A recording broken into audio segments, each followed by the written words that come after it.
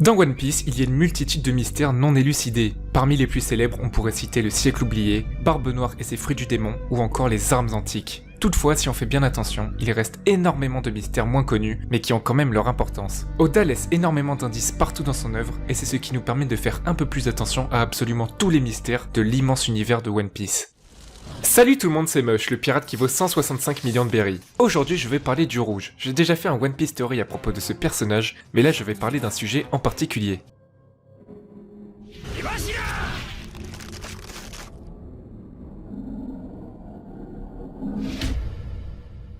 Comme vous le savez, Urouge faisait partie des 11 supernovas. Nous le voyons faire quelques apparitions dans le Nouveau Monde, et notamment lors de l'arc Whole Cake Island, lorsque nous apprenons qu'il a battu Charlotte Snack, un Sweet Commander dont la prime s'élevait à 600 millions de berries. Cependant, par la suite, il s'est fait battre par Charlotte Cracker. Nous savons qu'il n'est pas mort car cette défaite contre Cracker s'est passée durant l'ellipse, et lors de l'arc Dressrosa, nous revoyons Urouge blessé sur une île céleste en compagnie de Kaido qui souhaite se jeter du haut de l'île pour s'écraser 10 000 mètres plus bas. Ainsi, comme il n'est pas mort, nous pouvons nous demander comment il a réussi à s'échapper de Whole Cake Island. En effet, il était quasiment impossible pour Luffy et les autres d'échapper des mains de Big Mom. Oui, c'est certain, Luffy a causé plus de problèmes en ruinant la Tea Party et le plan de Big Mom, mais en s'attaquant à un empereur, il doit quand même être très difficile de s'enfuir. Surtout que Luffy n'a pas perdu ses combats alors que Urouge a été vaincu par Cracker, ce qui implique qu'il aurait pu se faire capturer facilement par le Sweet Commander. Big Mom aurait pu être très intéressé par un membre aussi puissant qu'Urouge au sein de son équipage. Par conséquent, Urouge a réussi à s'en sortir sans trop de problèmes. Pour Luffy, malheureusement, il y a eu des sacrifices qui ont parfois coûté la vie. Maintenant, on va essayer de comprendre comment Urouge a réussi à s'évader alors qu'il avait l'air seul et qu'il s'est fait battre par Cracker.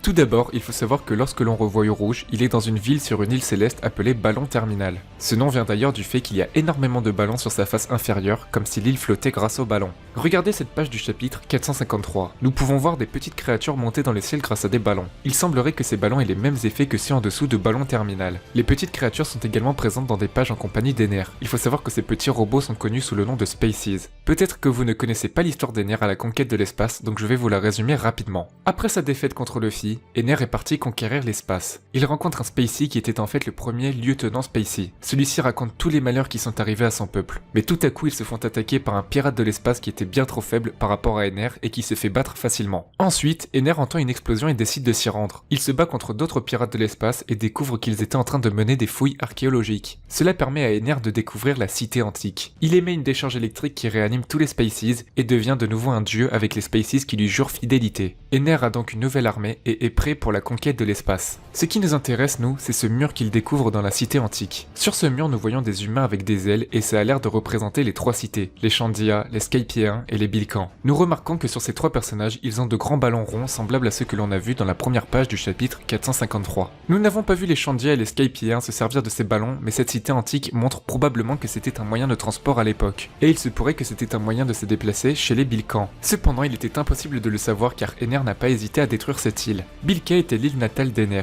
et ainsi il se pourrait que ce soit le cas pour Urouge car ils avaient les mêmes ailes, et on remarque bien que les Skypiéens par exemple n'ont pas les mêmes ailes. Ainsi, il se pourrait que ces ballons soient une invention originaire de Bilka, et ainsi Ballon Terminal ferait partie de Bilka. Ça expliquerait d'ailleurs pourquoi la ville est complètement détruite, car comme je l'ai dit, Ener a détruit Bilka. Également, Urouge a l'air de connaître ce lieu car il sait à combien de mètres du sol il se trouve. Et vous l'aurez donc compris, ça veut dire qu'il se pourrait qu'Urouge se soit servi de ces ballons pour s'évader de Whole Cake Island. Car sur la mer, il est très difficile de s'évader, nous l'avons bien remarqué pour Luffy et les autres. Mais dans le ciel, il est plus facile d'échapper à l'équipage de Big Mom et Big Mom elle-même. Peut-être que sa mission consistait à voler le Road Poneglyph et il se pourrait qu'il y soit parvenu grâce à cette technique d'évasion que personne ne connaît, mis à part les Bilkans. Voilà pour cette vidéo, si elle vous a plu, n'oubliez pas le pouce bleu, dites-moi en commentaire ce que vous avez pensé de la vidéo et si vous avez des petits mystères un peu similaires à celui-ci que je pourrais analyser. Je vous rappelle qu'il y a des concours sur mon Twitter et mon Instagram, c'est le vrai Mush. Et encore merci à Marzine car c'est ce site qui me permet d'organiser ces concours. C'est en mettant des pouces bleus que je vois si ça vous plaît et ça m'encourage à vous organiser d'autres concours pour vous faire gagner des cadeaux et vous remercier d'être aussi nombreux. On se retrouve pour une prochaine vidéo. Ciao tout le monde!